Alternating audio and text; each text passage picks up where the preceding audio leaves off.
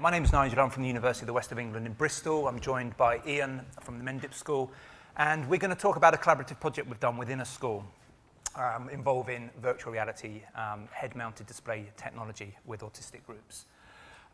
So the presentation is just going to briefly cover why we consider virtual reality a good fit and a potential learning aid for autistic groups. And as I said, Mark's already picked up on some of those affordances.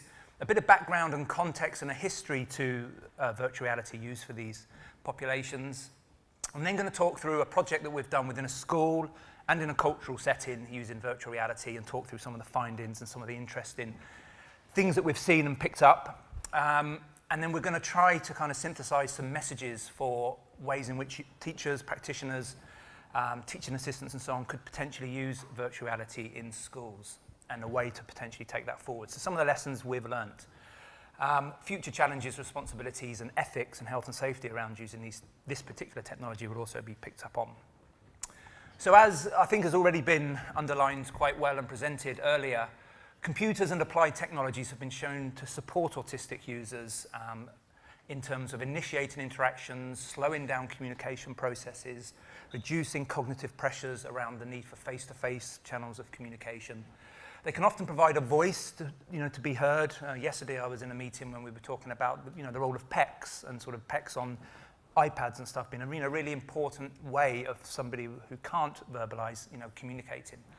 They can also enable creative expression, which sometimes I think gets forgotten within this sort of bigger picture.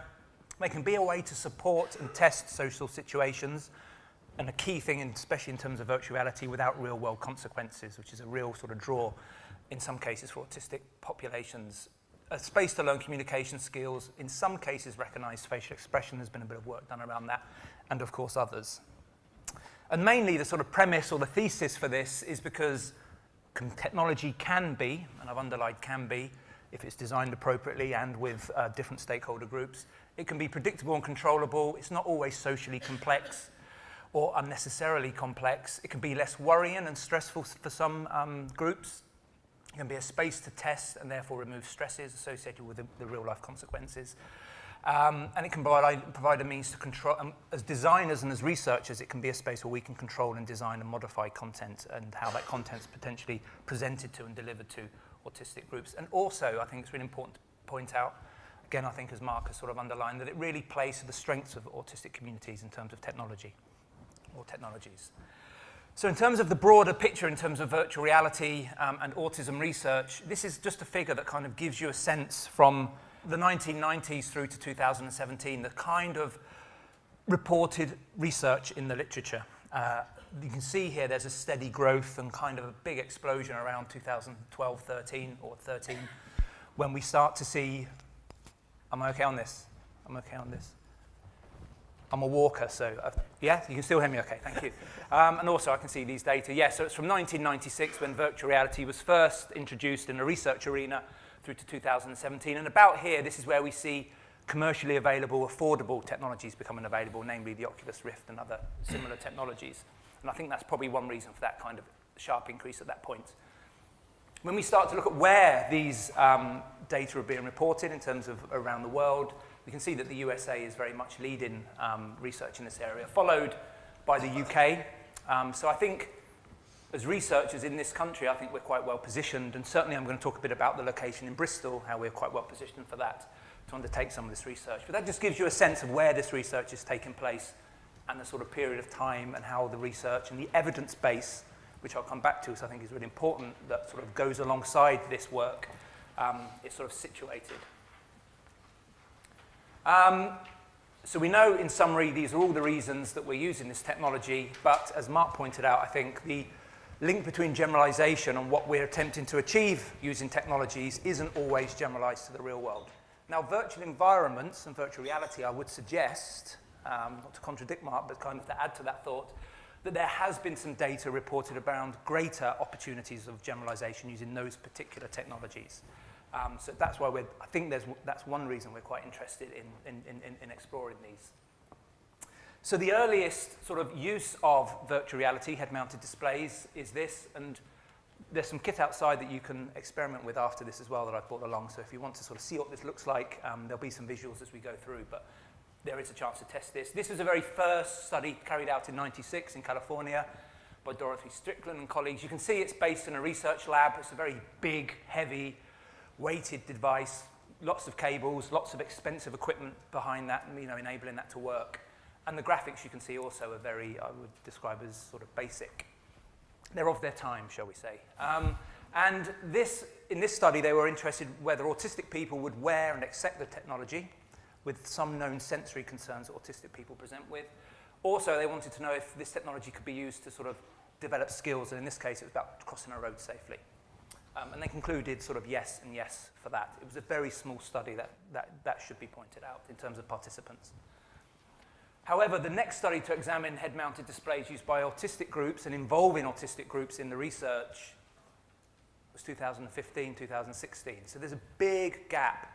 And that's primarily, I would argue, to do with the costs, the portability, the actual, how can we use this in our day-to-day real lives.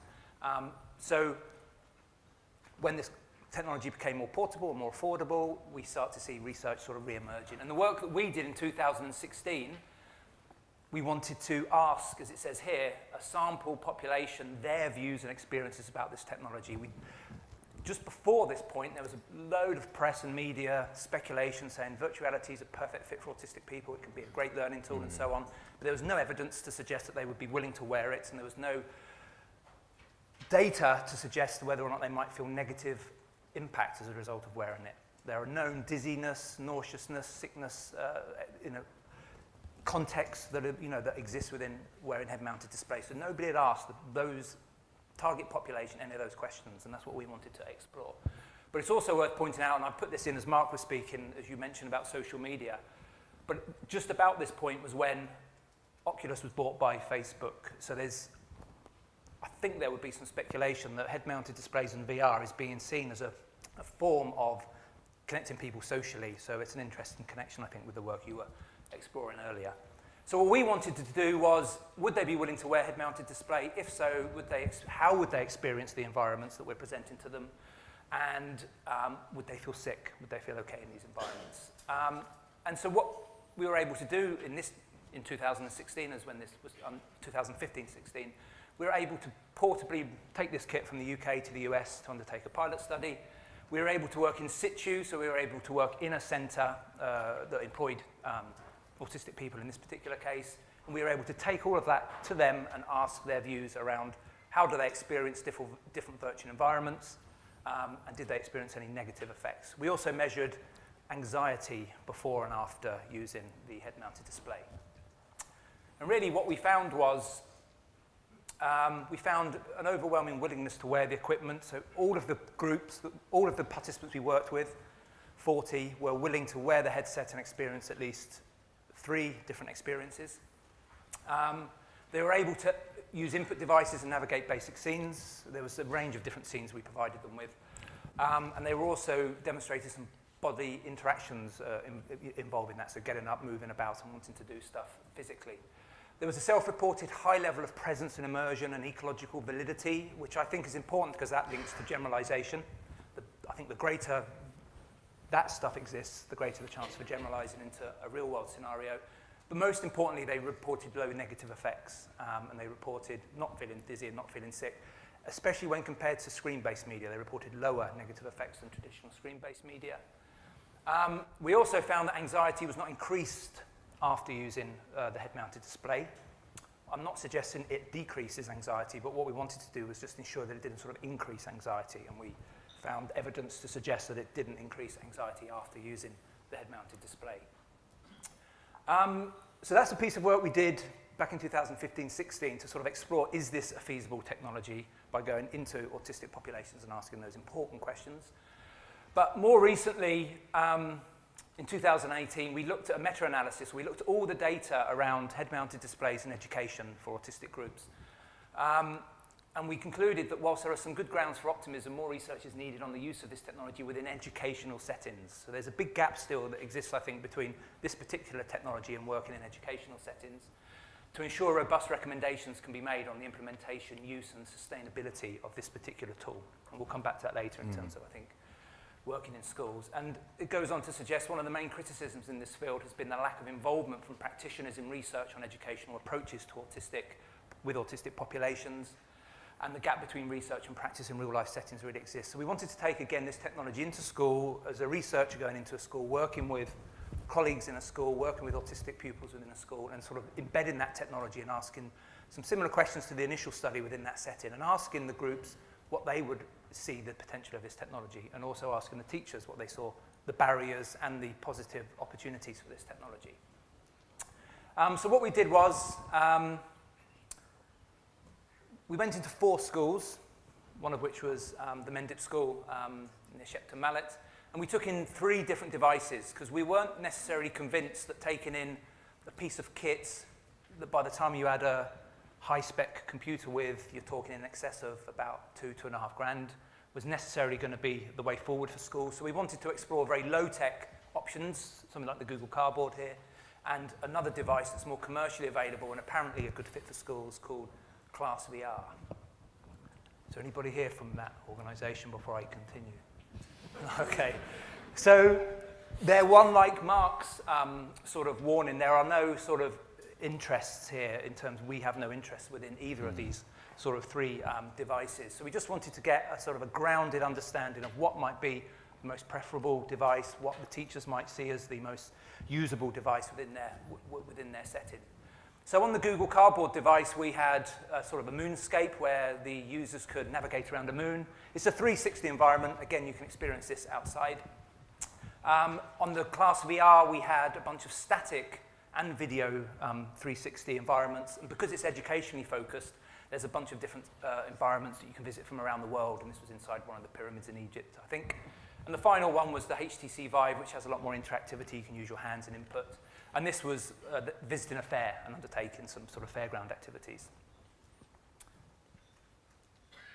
Oh, okay, so can we hit play on that, I wonder? Yes, you can. Yeah. So like I said, you can experience these outside if you're interested, but this just gives you a flavour of the sort of interfaces in terms of what they look like. So in all of these environments, you're the first person. So you put the goggles on and it's like you are the first person view where you're looking is, and you can see this has a lot of different interactions, a lot of things you need to sort of maneuver and do. Oh, this is a promotional video, so ignore all this stuff. But you get a sense that there's sort of fine motor skills required, in some cases collaboration, because not only can you only see this, but the people in the room can also see on a screen what you're doing. So that was something we'll pick up on a bit. The next one was this, which was just inside, as I said earlier, a tomb within Egypt. And the final one was just a moonscape that the users could, oops, sorry. Very small. Where again, you could tour around the moon and just see different things and look around. This proved quite popular, actually, didn't it? It seems simple, but again, this is what we were looking to explore. You know, is there a need to have very complex devices, or can it be simplified? And this one actually proved quite relaxing. Yeah.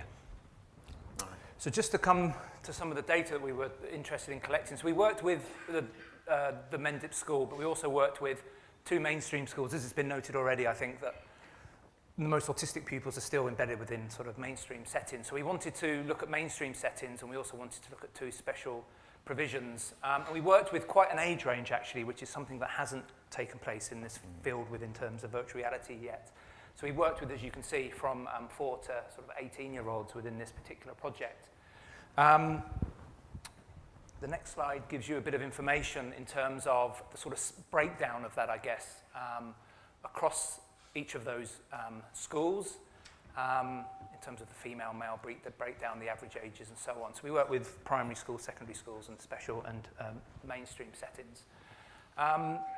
So in terms of the first measure, we designed a questionnaire which was sort of built to ask them essentially what was their sort of preferred and least preferred device. And it's probably no surprise to sort of see that the HTC, because of the quality of the graphics maybe, the sort of sense of immersion and presence and so on, was reported as one of the highest sort of preferred devices, followed by the Google Cardboard, which, as I said, they did seem to enjoy that interface. But, yeah, unfortunately, the one that is built for this, I would caveat that we didn't explore all of the possibilities with any of these devices. So there could be a lot more in terms of in the can that we could do with these. So it's not to say that we explored all the different sort of ins and outs of these technologies. But you can see here when, again, the least, not only was this not the preferred, but it was also the least preferred device across the groups that we worked with. And we worked with, was it on this setting, the total? We worked with 43 pupils in total, ranging from 6 to, actually should be 18 on there, with a mean age of 12, and we worked with, 73%, 27% sort of autistic, typically developing groups. So that's what they reported in terms of the device preference. So that starts to give us some information to work with, I think, as we start to take this forward. We then also asked all of the students a range of questions, and we put those into 3 factors. The first factor was around the enjoyment and the usefulness of the technology and what they were using. The second one was around the physical experience, sort of negative experience, positive experience of feeling the device and how that felt. And the third was, would they use it again or recommend that this is used in their class or, or to their friends. And you can see across these identifiers at the bottom of the 4 schools, and you can see these are the 3 factors for each of the schools. And you can see the average. We asked them to rate the questions on a scale of 1 to 4, and you can see here the mean averages across that are quite high, I would suggest, in terms of both the enjoyment for factor 1, the physical experiences being very positively reported, but also wanting to use it again was almost a 4 in terms of wanting to use it again. So, as Mark said, like any young, individual, autistic or otherwise, I think there's a want and an excitement around using this technology. And so we, feel it's only, but we did want to explore that and ask those questions of this particular community, both typically developing and autistic in this case. In terms of what they thought that the technology could be best used for, having experienced some of those interfaces and others, you can see again the highest one sort of in terms of the report here was, it relaxes me and I feel calm. So a lot of the pupils, I think, identified this technology as somewhere that they could kind of decompress, they could feel relaxed. And I think that bears out in some of the computer-mediated work that Mark was talking about in terms of communicating on their own time and having their own space in there. So essentially, some of the qualitative comments, it relaxes me and I feel calm.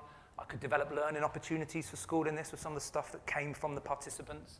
And I can go places virtually and see what they look like as well. So the idea of alleviating stress potentially before they go somewhere in the real world, seeing it here. And I'm going to talk about a brief project we did with that, moving on from that. I'm conscious of time. I don't want to babble or get through this too quickly, but we also asked the teachers' viewpoints of what they saw. They had a chance to experience the technology themselves, and they also had the chance to see their children using the technology.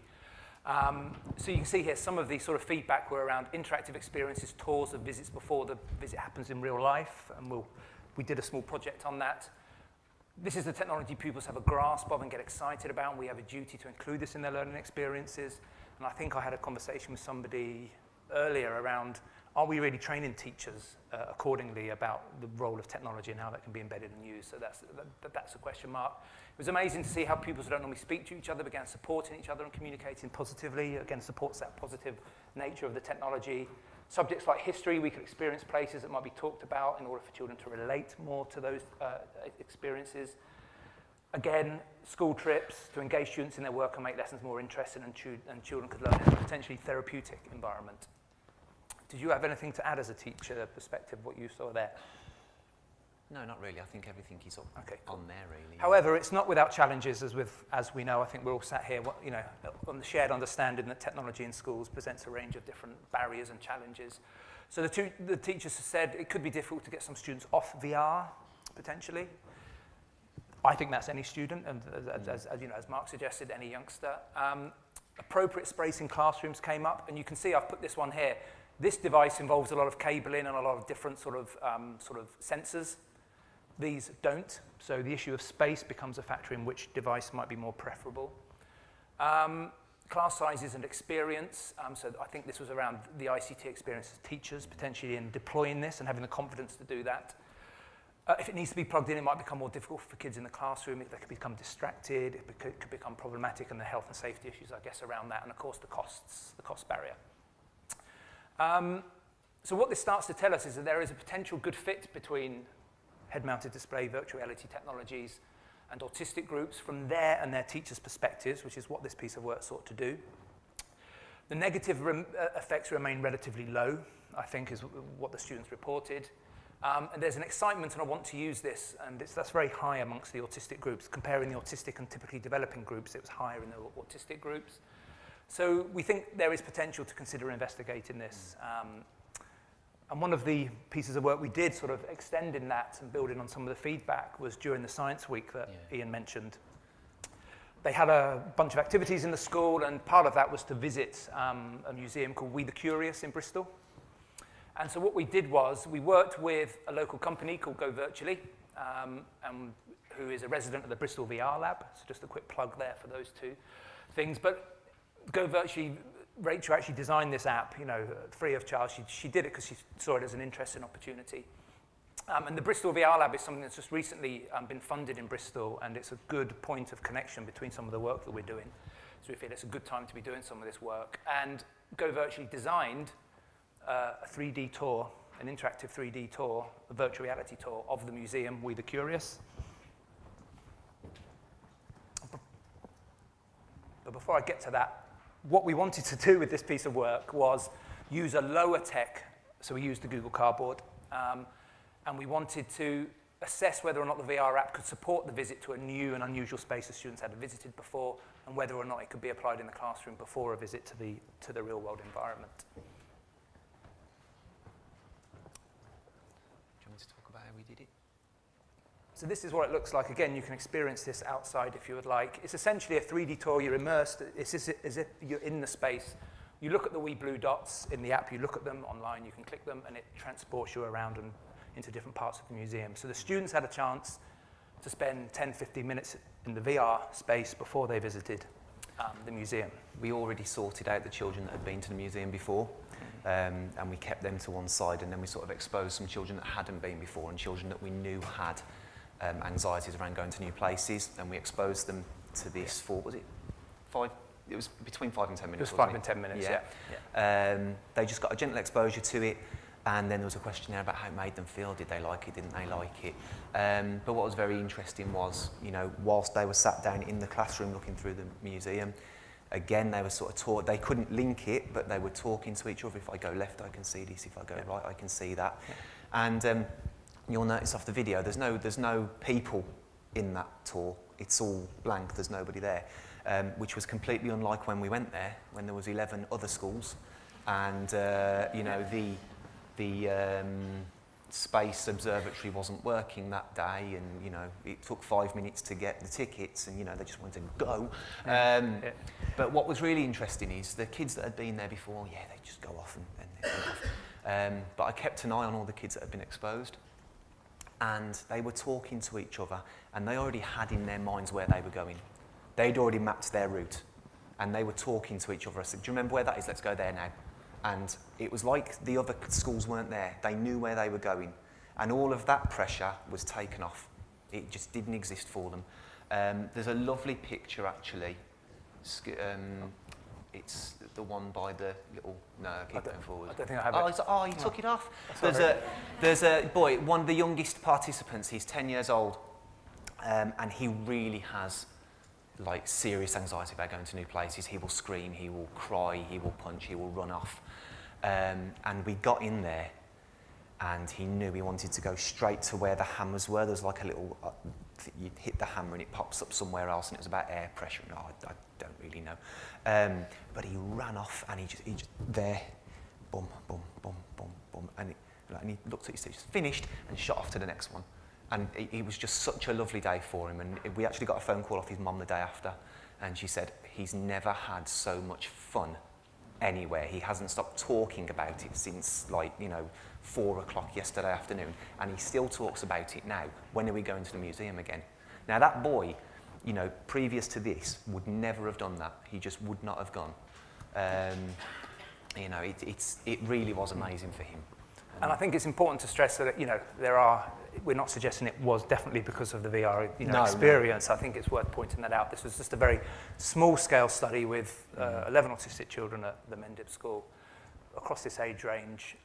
We asked them some questions related to their experiences visiting museums and cultural spaces. They had a chance to experience the VR tour.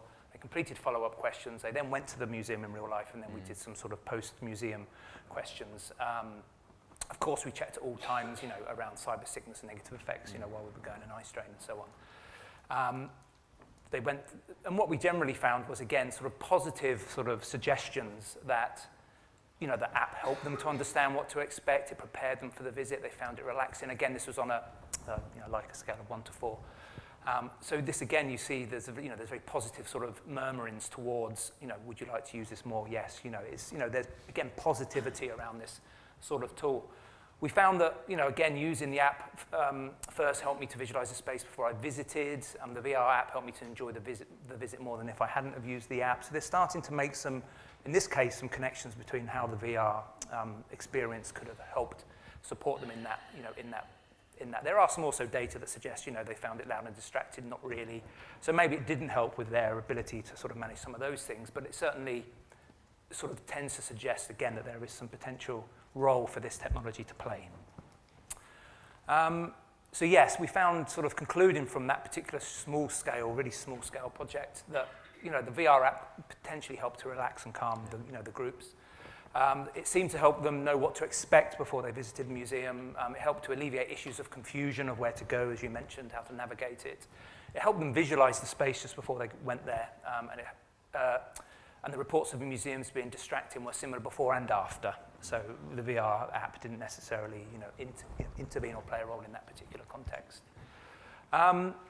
So overall, from this sort of small set of projects that we've been working sort of in schools, I think in terms of some thoughts and sort of some conclusions, I think the use of low-tech options could prove very useful. It doesn't have to be a high-cost, high-tech sort of solution in terms of VR. I would suggest experimenting by downloading free content that links with curriculum to see how VR could be used in your classroom, using Google Cardboard here for £5. Mark's already said, 95% of people have smartphones now. So maybe they bring smartphones, maybe you need to, maybe there's an outlay of buying some smartphones, but using YouTube and a Google Cardboard that you'll see outside, it's a very cheap, affordable first step into using VR. And there's a lot of content available, freely available, and thinking about how that links to different parts of the curriculum, which we did. Considering the use of VR for calming and reducing issues in classroom, for a change of sensory experience, we think it could hold some potential benefits for. So instead of having a room to go to, it could be that VR could play a role in helping to bring somebody back. So I think these are in terms of some of the questions we thought might come up from this, we want to kind of address those. So how could you use VR in your classrooms? We think you'll definitely need to make some space and time to try things. I think that's really important to point out. Using the cardboard as a head-mounted display is fine and adequate for the work that we've sort of investigated so far. We found very limited, if any, reasons to believe that a head-mounted display can be negative in terms of negative experiences, but that doesn't mean we don't need to tread carefully and ensure health and safety and sort of ethical concerns are considered at all times. The use of a YouTube app with a Google Cardboard is absolutely fine as a starting point, I think, if this is something you're interested in trying. Trying a range of different sort of content. There's a lot of National Geographic content available, for example, which I would imagine would link with history and potentially geography quite well. And finding a potential selection of relaxing content as well, different sort of media, relaxing content where students can go and relax and sort of, like I say, normalize maybe if they've got very excited. And I think you will need to expect some teachers, facilitators, teaching assistants, whoever would be sort of championing this work, would need to invest some time researching what content is best, most suitable, and try it out and make sure it sort of seems to match with where you're wanting to go with it. And as it says here, there's no recommendations we can provide to say, if you use this in this way, it will help with this. That's the work that we're going to be needing to do next, I think, in this particular field. And in terms of bridging that gap, in terms of getting technology into schools, I think Ian has some sort of... It was really, I mean, we were lucky because we were able to sort of try before you buy, which in education is an exceptionally rare thing. You normally go and see things like this at fairs and you think, oh yeah, that'll be great, let's go and buy one. And then they just never come out for the next 5 years because no one learns how to use them. And schools are in that sort of process right now where they're putting their priorities in place for the coming year. You know, the school improvement plans, what do we want to do to improve? And out of that, you obviously identify your needs. What is it you're trying to do? What are you trying to achieve? What do you want to use it for? And one thing I would say is you've got to look at what you're currently doing, because 9 times out of 10 what you're currently doing is absolutely fine. And you know, you don't need to worry about trying something new. And I think sometimes in education we always rush to try something new, and actually sometimes what we're doing is absolutely fine. You know, how effective is what you're doing right now? And we were talking about the example of travel training. So travel training can be really hard for some of our older children. They can have anxieties about going over the roads and whatever. So how do you get that starting point? Well, actually, if there's an app that we can download into a virtual environment where a child can experience crossing a road or walking through a park or seeing heavy traffic and loud noise, that's a really good starting point for them. Would that support their next step and make it more effective? Well, yes, it would. And that's the thing about what we're talking about, is a lot of the niche areas of teaching that aren't necessarily on the curriculum. You know, the whole, I'm lucky because I work in a multi-academy trust, so I wouldn't have to put the full outlay for a VR kit onto my budget. What I could do is I could talk to the other partner schools and say, look, we're looking at getting this. If we all chip in X percentage, we could share it as a resource and we can pop it around. And the great benefit of that, of course, is there's 9 schools in our multi-academy trust, so that will mean 9 people are trained in using that piece of equipment. And the more people you train, the more effective it gets used and the more regularly it gets used. And that's the other thing you have to factor in. No matter how much this equipment costs, be prepared to spend that on training as well. Because whatever you buy technology-wise, we've all been into the schools that have bought 30, 40, 50 iPads and then never trained staff on how to use them. You know, and that's a common misconception, that you can just take them out of the box. Yes, you can, but you won't be effectively using them. You know, so you have to invest in training with this. And then, you know, once you have bought it, you have to commit to the research in it and getting the results and seeing the effects. You know, I suggested that actually you would need to see 5 years of cyclical results just to see the benefit of what the VR was bringing. You know, effectively a key stage or 2 key stages. You know, see how that has impacted the children. There is the cost issue. You can alleviate it. We've talked about Google Cardboard, it is cheap, but the fully immersive experiences at the moment are very costly. So if you can spread that cost, if you work within an academy trust and you can spread that outlay, it makes accessibility a lot easier for you. And I think on that note, it then potentially can promote collaboration, can't it, between those sites and, and colleagues as well. And I think that picks up quite nicely then on the... So I think, maybe I haven't drawn out, and I'll say it just to make sure it is there, this research in virtual reality head-mounted displays and autistic groups in schools is at a very early stage of development. There's very limited evidence, there's very limited data at the moment. We're trying to sort of push that forward, I think, through these type of projects and working with autistic communities, with teachers, with schools to find out what's best and how we can work with this. And I think as we move forward to develop that evidence base, we need to ensure collaboration. Again, it sounds obvious, but it's something this area can't grow and scale and have impact without. And as researchers, we don't traditionally collaborate that well, and I think that's something that certainly has changed and needs to change. We need evidence, as Ian has said, to evaluate the work that we're doing and the outcomes that that's having. We need content. Content is the biggest issue at the moment, specific content to help develop specific skills within the autistic sort of spectrum.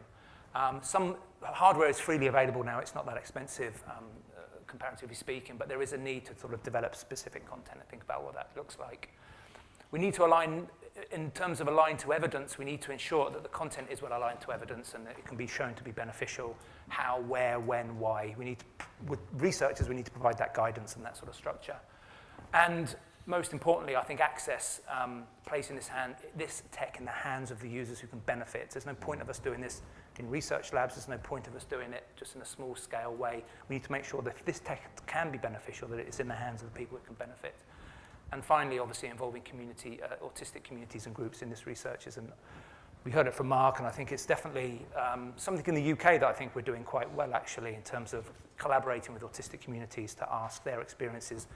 And we've started with a bit of ground-up research, and I think now we can sort of got some good building blocks to take this these lines of inquiries further and hopefully develop some of these bespoke content and evaluate it further. So just to sort of conclude, thank you very much for the invite to be here and for us both to present some of this work. Thanks to the NAS and the organisers. Thanks also to my autistic research mentor, Adam. I think Adam's there. So Adam has provided really useful insights to me as a researcher to ways that I can approach this work before I get too involved with this work. So before I even start formulating research questions, working with somebody in the autistic community, to have a conversation around those has been very important and very much appreciated. So thank you. And thanks to the schools, obviously, that participated, and most importantly, the participants. And I think there is some kit outside you can use in terms of what you've seen on here. And I think we're going to take some questions, aren't we, sort of as a panel with Mark. So thank you.